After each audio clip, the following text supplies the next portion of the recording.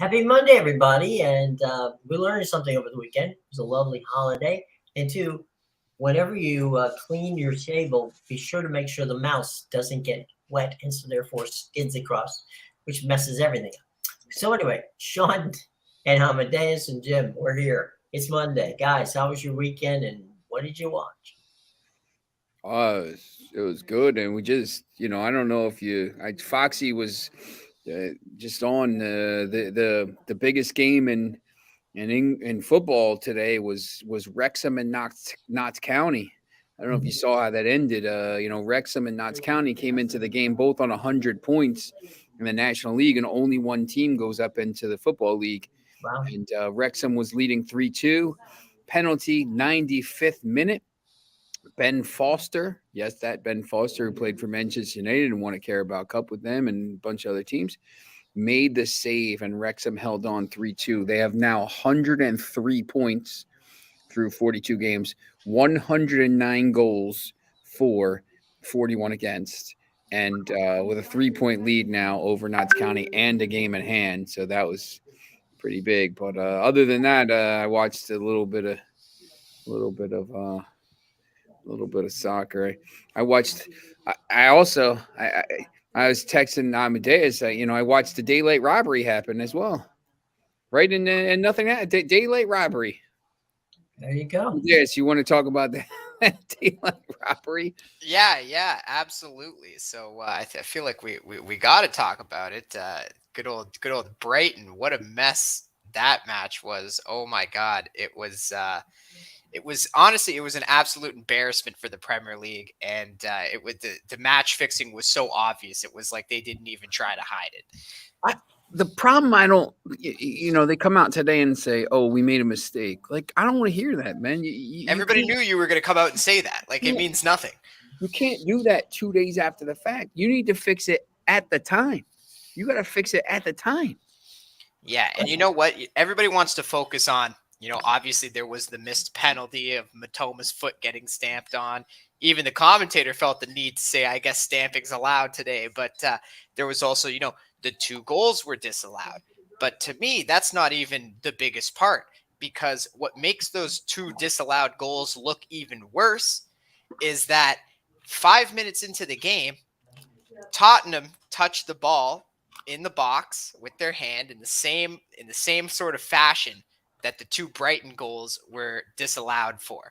So already in the first 5 minutes of the game, you've set the precedent that it's okay for those borderline calls, because we're Mhm. not going to give Tottenham just touch the ball. We're not going to give the penalty for that, but we're going to disallow two goals against Tottenham for the same reason. So absolute embarrassment by the Premier League. So basically, that's where the daylight robbery came in. Yeah, it was embarrassing. Oh, we were And talking. that's You guys were both on Brighton to be one of those teams that ends up as the Final Four, and so they're getting jobbed. Yeah, that's not happening anymore.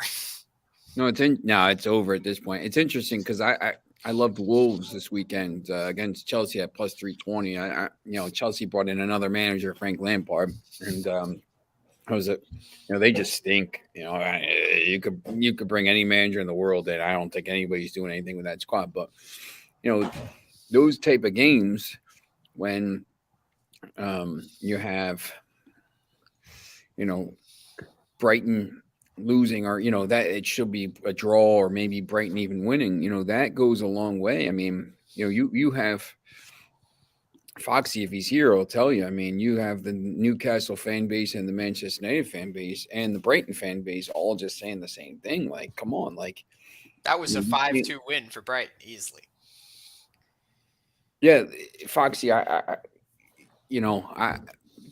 the Brentford, I just, Foxy was saying about, Newcastle 1-2-1. Um, I don't know how, especially like they got this the saved penalty, all these things. Oh man. I I I think that there has to be. It's going to be one of these things. I think that's going to be it has to be like the catalyst. Like something has to change. I mean, you can't. All the guys of the world are on this league right now. I mean, it's clearly the best league in the world, and the Brighton. I mean, it's you can't have that. Like, and it was just call after call after call. Yeah, and you know, like me who doesn't really, have a team in the Premier League, so I'm Mhm. kind of like, unbiased watcher. Right. I was on the over in that match, which cashed, and I was still furious hours after watching it about what went down in that match. And I had won my bet on it, but it was just, to me, it was the most ridiculous thing. The whole time I was saying, it's 5-1 Brighton right now. This is ridiculous. I mean, in the National Football League and other leagues here in the United States, when officials make mistakes, what happens usually, and the game is over. On Monday, the team will get a FedEx letter, and they'll open the letter up, and they'll say, we apologize for what happened. The league goes over it. We looked at it, and blah blah blah blah. They did that. Yeah, they did that here. Yeah, and you're basically going, that does me no good now. Okay. Oh, they had that letter printed before the match even started. They sent it before. They sent an email before the game. It was already in the mail. Right. I mean, Brighton's trying to get into Europe, which is a lot of money, and it's that they could want cost them hundreds of millions of dollars. Yes, and it's not. It's just. Why would Brighton get screwed? I'm just asking. I don't know. I mean, I think maybe they want bigger clubs in. I don't know. I just, at some point, sometimes I just think the officiating is really bad in the league. It's just like not very good. These officials they have. I mean, when you think back to like, Howard Webb, who's in charge of the PGMOL now, and Mark Clattenburg, and they might focus on the cup.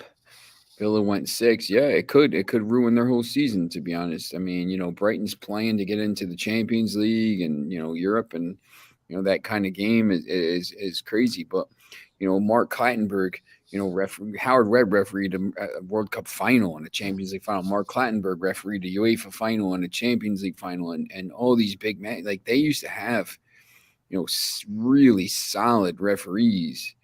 And now it's just like the guys that they send. I mean, Michael Oliver and Anthony Taylor, these guys are their best guys, and they're not even that good. And then like the problem is, you get down to like some of these guys that are refereeing these games, and they shouldn't be doing championship games. And they have to figure something out because, maybe they want automated stuff. Maybe they want the UEFA, the semi-automatic VAR and offside and all that stuff. I don't know. I don't know what the solution is, but it can't be this bad. It's been terrible all year. Like it's honestly been terrible, and it's not just this weekend, but this weekend is kind of the it ended with one of the referees elbowing a player in the face or in the neck, in the Liverpool. That's going to be, that might take the attention away. I don't know if Andy Robinson put his hand on the referee first or did whatever first, that's probably something's going to come out of that. But, it's just not, I think, they want Tottenham and, Liverpool. They want Liverpool to keep winning, but they stink. Oh, they even tried to help him, and Salah missed the net completely. Second week in a row, right? And that's what I mean, right? Like you could try to fix the game as much as you want, but at some point the team has to, contribute as well. You can't just miss from the spot like that. So that was a really good game. There was, but other, look, I don't know, if you watched. Did you watch the Leeds Crystal Palace game? Yeah, that was ridiculous. I was on the under in that one, and I regret it because I had a feeling right when I was watching the game. I was like, or before the game, I looked at it and I said, Crystal Palace is the better team. I've been down on Leeds all year, and Leeds looked great in the first half, My God, what a turnaround in the second. I'll tell you what, Palace, since they got rid of Vieira, I mean, Hodgson just he lets those, Ezzy and, Elise and, the flair players kind of play. And Ayu, I mean, the second half was crazy. They were like prime. Palace was like prime Manchester United, Barcelona. I mean, they were just moving counterattack and just so quick. I mean, Crystal Palace now plays 6 of the 8. Their 6 of their 8 matches are against relegation. Crystal Palace will not be anywhere near the relegation battle. I said that, yesterday on Twitter, and people were kind of.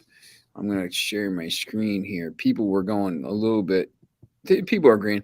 I think now, before it was all the way up to 12. Palace is safe. No way they go down. I think Wolves, that win over Chelsea, Wolves will find a way. They're too good. West Ham has games in hand, but they have a really tough schedule. When you look at Bournemouth's schedule, they play like – I'm going to show you this. Like Bournemouth's – they play – I made a joke. I was like, they play Spurs, then they play – relegation West Ham, relegation Southampton, relegation Leeds, relegation Chelsea, and everyone was like, relegation Chelsea. But they stink. Palace, Manchester United, Palace, Manchester United, Everton. So like they play Everton right now. If they get to we were trying to figure out like 39 points, like 39 points probably gets it done. Because, these teams aren't, all these teams aren't getting to 39. Well, 37 might do it. Well, against that schedule, Bournemouth, all they got to do is win 2 games and maybe get another point. So, I don't think it's necessarily super hard to do. Yeah, they're playing Bournemouth is playing really well right now, and it's mainly on their defense. When they play well defensively, that's when they're getting their points. I think it's down to maybe West Ham, Leeds, Everton, Forest, Leicester, Southampton. I think Southampton goes. I think Leicester probably goes. They're a mess. They just named Dean Smith. I think. I don't know about the rest. I think Bournemouth's safe.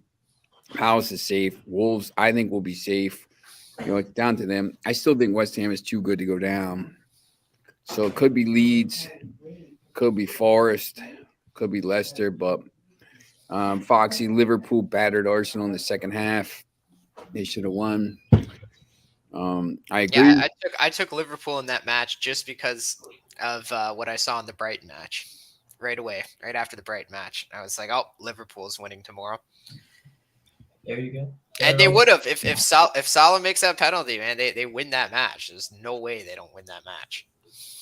Yep. What about, so we said Brighton's got a problem. How many games and how many points do they have to get? If Brighton wins that, they're on 49 points here with 2 matches in hand, and Tottenham's on 50. So now they're 7 points back with 2 matches in hand. But Brighton's got a brutal schedule.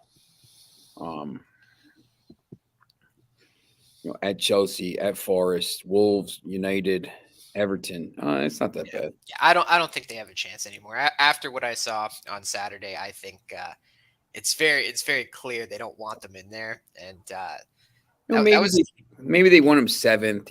Maybe they go to the Conference League or something like that. That was a huge match for them, man. Like they basically could have got themselves up near the top 4 with the win plus the 2 matches in hand, but.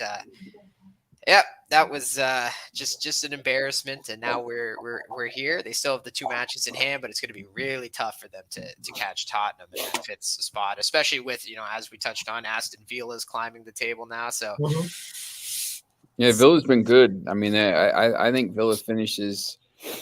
Right now they're a game ahead of. They're 3 points ahead of Liverpool. Here just. Look at Liverpool's schedule. And Aston Villa got another win. Yeah, no, they're very good. I had them in my knockout. Liverpool has at Leeds, Forest at home, they'll win that. West Ham away, that's a tough game, but it's after I think it's it's the week after Europe. Spurs at home, Fulham at home, Brentford at home. I mean, Liverpool plays 3 straight matches at home, and 4 out of 5. Leicester away. Liverpool probably here. You'll see. I mean, Liverpool probably will win a bunch of these, so they're not dead for Europe. I mean, they're not. How many home matches do they have left? I think 9 of 8. Like every match is at home. Oh well, yeah. Then they're That's a looking plus. they're looking really good with that Anfield home 1, advantage. 2, 3, Wink, 4, nudge, 5, nudge. 6, 7, 8, 9. They have 9 games left, and they're 1, 2, 3, 4, 5 at home against Forest, Spurs, Fulham, Brentford, and Aston Villa. Away, they're Southampton, Leicester, West Ham, and Leeds. So not the hardest schedule in the world. Probably just give them 18 points for all those home matches right there. Yeah, Or is look, it I mean, 15 if they get 15 points? 18 points here, 18 points gets them to It would be 60 15 actually. My bad. 62 points is going to be, it looks like if Newcastle and Manchester United get to 70, Spurs, to get to 70, Spurs need 17 points. Spurs need 17 points to get to 70 from 8 matches. Home to Bournemouth, away at Newcastle, home to United, away at Liverpool, home to Palace, away at Aston Villa. Here, let me present this. Is there any chance Newcastle gets to 70 points with Bournemouth at home, Newcastle away, United at home, Liverpool away, Palace at home, Villa away, Brentford at home, Leeds away? Wow, that is like There's no chance, right? that's a rough schedule. That's why you saw what you saw on Saturday, because that was probably their chance. Can I see the top of that again? Yeah. Okay. So Bournemouth, They could probably get a win there. Newcastle, wait, that's going to be tough. That's going to be extremely tough. they got to play Newcastle and then Manchester United within 5 days, and then I think Newcastle probably beats them. Newcastle away, United at home, and then Liverpool away in 8 days. That's a loss against Liverpool with Anfield home advantage there. And then they got to play. And then they got to play Palace, who's playing like prime. I don't personally. That's why it was so big. Like if Spurs would have lost that game, they're 6 points back and a game in hand, I think they were done. To be honest, I think they're probably done. Even with the thing, with this game in hand that Newcastle United and Manchester United have over Tottenham, if they both win the game at hand, they're 6 points clear, and Tottenham has that schedule. That's the thing. Tottenham's playing all these games at home, home away, home away, home away, and then Liverpool's like home, home, home, home, home. Like, so, but Liverpool is 9 points back of Tottenham, however, with the game at hand. So, it's interesting, if Tottenham gets 1 point from 3 matches against Newcastle, Manchester United, and Liverpool, they're in a lot of trouble. Manchester United has Nottingham Forest on the 16th. Then they don't have another Premier League match till Thursday, the 27th, against Spurs, because they're playing in the FA Cup semifinal against Brighton, of course. Then they play Sunday against Villa, Thursday against Brighton. Manchester United plays Thursday, Sunday, Thursday, Sunday, Thursday, Sunday, Thursday, Sunday, like the next bunch of weeks. So it is, it's going to be crazy, but I think they'll be all right now with Casemiro back, Eriksson back, Martial back, already scoring. Eriksson back is huge. They're gonna miss Rashford, obviously. As long as he's out. But it's not Rashford now is not if Rashford's back healthy for the Europa League semis if they get there, and that run in, I think it's whatever. He hasn't had a break. Spurs awful, but can never rule them out with Kane and getting all the decisions. Look at Brighton and even Everton last week. It's I totally agree with that statement. And I think the key thing moving forward for the rest of the season is teams like Liverpool, Tottenham, when they're at home, you cannot bet against them. Even if they should lose the match, like very clearly against Brighton, you can't take the risk because something's going to happen in those games. That's where Tottenham and Liverpool really need to take advantage of these final games when they're at home. Yep. From a standpoint of golf, did you guys see the Masters and John Rahm's win? Oh, I saw my guy Phil come out of nowhere on the final day. Yeah. Fellow left-handed golfer. That's right. You could have used your clubs. He played well. Reason I got a 64 degree in the bag. There you go. Lefty. It was wild. I mean, didn't look like he was going to win. Then all of a sudden, everything seemed to drop. Yeah, Hovland was another one, man. Like he had to lead after the first day. He took crap on the second day. All of a sudden, got himself in it with 5 straight birdies in the third round, and then it just again took a crap on the fourth round. Well, they played 30 holes. Yeah, that's the other thing, right? Like you got to say round and not even day because of how backed up and messed up everything. Even Tiger Woods had to withdraw on the final day because he knew with the conditions, it already been tough enough to walk in. Right. And now what, you want him to play like another 30 holes, finish the tournament in the rain. He would have been finished just about now. So on that one, but yeah, John Rahm. Now it was a Spaniard winning on the 40th anniversary of Seve Ballesteros took it, and I mean he was making plays and making putts that definitely, no one else was yesterday for some reason. But good on him. I would have liked to see somebody else win it, but I mean, you can't say he didn't deserve it with the way he played in those conditions because he did not have the lovely advantage Koepka had going into that one round. And the fact that Koepka blew it just speaks volumes in itself. It's I thought Koepka's he sent out a tweet which basically said, "This is a wonderful game. It's a wonderful course, and John, deserved to win. I didn't." So okay. Well, a little bit of class there, showing that. Got back on his jet and away he went. So there's that. But yeah, it was, and the live players didn't do badly in the tournament. Yeah, well, you got 2 of them in the top 2. That's right. So Phil and Koepka. Yep, and it's pretty amazing. So. They performed really well at this tournament. It was almost like they all came together beforehand and said, we're going to show the world that, you're still missing some of the best golfers in the world if you want to keep us out of tournaments. Yeah.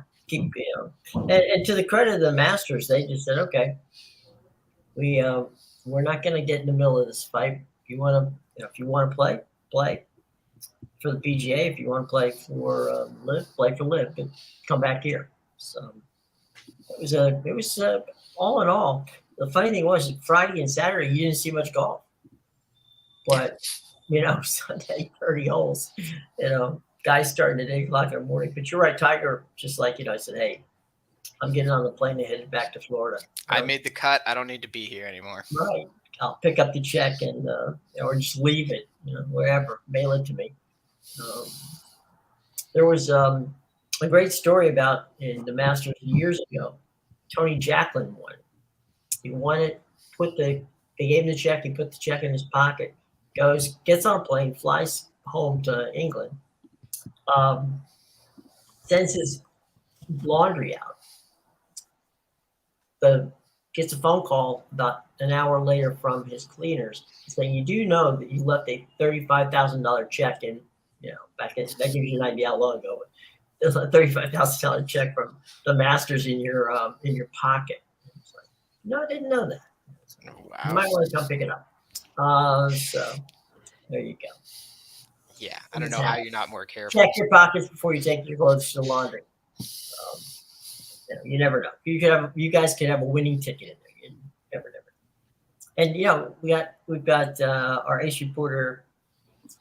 They're at a golf course today. So Sean's at a golf course in New Jersey. Sean? Yeah. Yep. Copper Hill in Ringo's. Is it par 70 or 72 or 7? What? I don't know. What's the par here, Jen? 71. So yeah, it's a tough. They rolled the greens apparently this morning. It's like some of the greens are like a skating rink. It's tough. So one of those nines only has a par 5 then. It only has the one par 5.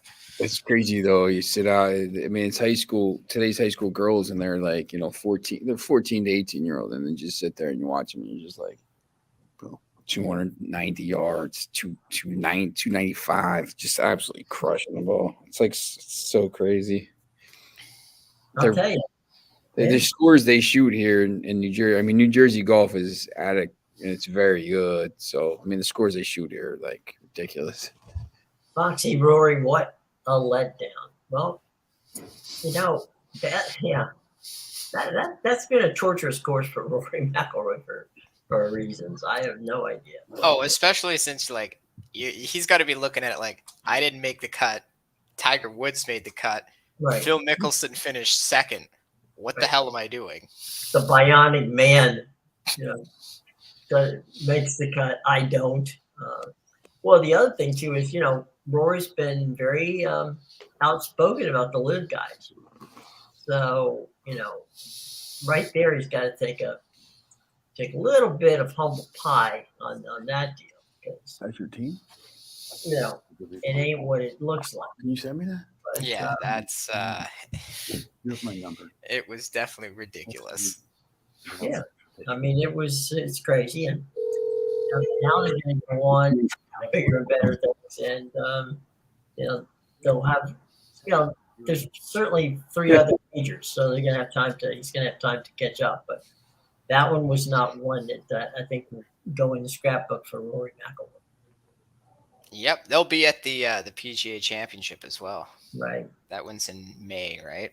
Right, but they get to play the Open in England, right? I think they're going to be able. I'm actually not 100% sure. I think the only one they can't play because it's a PGA honor. We're Liverpool. Sorry. You said where's the Open? Yeah. Royal Liverpool. Okay. I was just going to say that the one that they might not be able to play is the PGA because PGA controls it. That'll be the only trophy in Liverpool this year.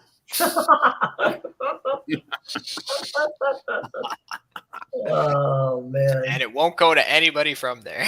Yeah, I was going to say. Hey, real quick, just saw 6 teams are trying to trade with the Cardinals for that 3rd pick. Yeah, I told you. Everyone's calling the Cardinals because they know he's dumb enough to trade it away. What did they get?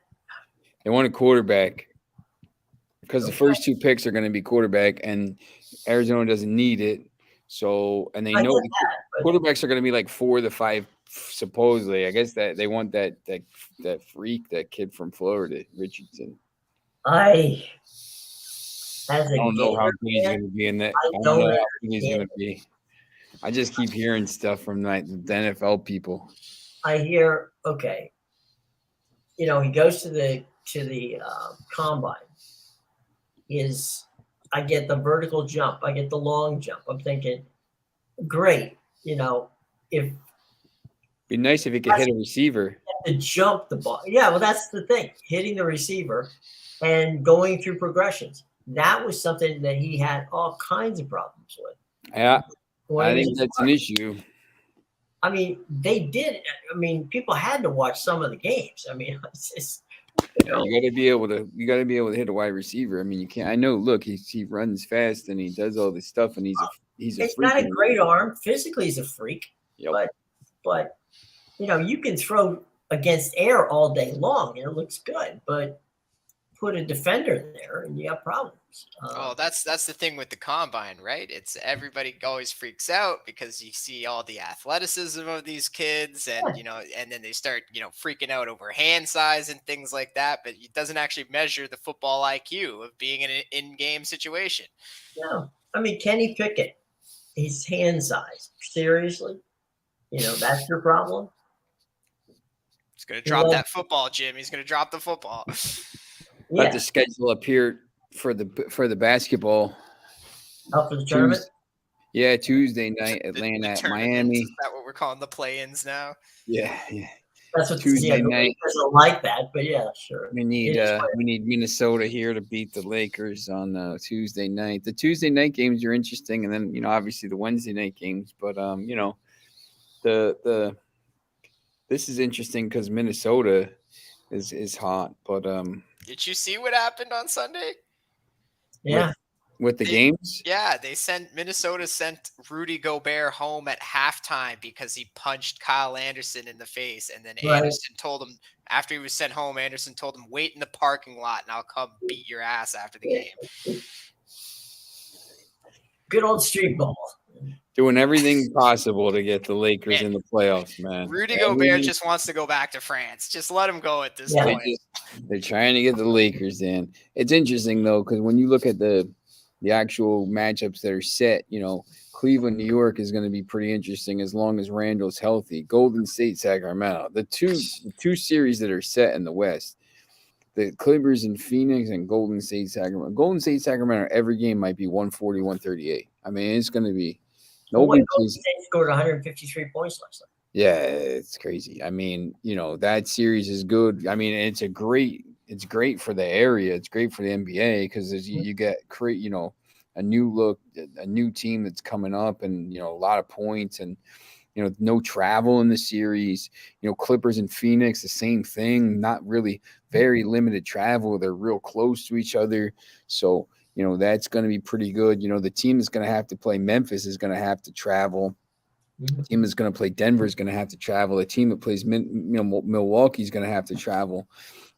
Brooklyn and Philadelphia, limited travel there. So, these teams, the matchups that are set are pretty interesting. Whoever plays Boston's going to have to travel because that's going to be Atlanta or Miami. I think that, you get a little bit of see if they have series lines yet. They might have them, I guess, for the Saturday, Sunday, because they already got those games scheduled, the 3-6 and the 4-5s. Mm-hmm. I'll have to look. The Lakers had a pretty decent stretch without LeBron down in the final. I think they had like 15-6 in their last month. Bucks are plus 180 to win or plus 110 to win the East. Phoenix is plus 200 to win the West. Man, I think these conferences are wide open. Like, there's so many good teams at the top. Yeah, yep. I think these, this is, Bucks plus 110 is a little crazy because the Celtics team is pretty good. The Sixers are all right, but I guess Cavaliers, man, like if they get out of that series, the odds in the West are a little more open. They got, you got Memphis and LA. I don't know. To me, that West is pretty much, you can throw a blanket over the whole bunch in any of them. Well, look at that play-in race right before.